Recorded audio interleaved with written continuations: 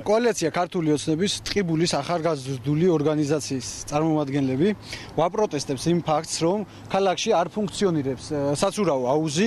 ახალგაზრდებს, როდესაც ესაჭიროება ახლა გაუსაძლის სიცხეებში გაგრილება, არ აქვთ ამის ელემენტარული საშუალება. აქ არის გამოკრული ბანერი, კარგად ხედავთ, რომ ტყიბულის მუნიციპალიტეტი ახორციელებს საცურაო აუზის რეკონსტრუქცია რეაბილიტაციას. სადაც თქვენ კარგად ხედავთ, რომ არ არის დაწყებული სამუშაო პროცესები, ეს ყველაფერი არის წინასაარჩევნო ტყუილი, რასაც ადგილობრივი ხელისუფლება და დღევანდელი მთავრობა ძალიან მრავლად ხმარობს მოსახლეობის თვალის ასახვევად.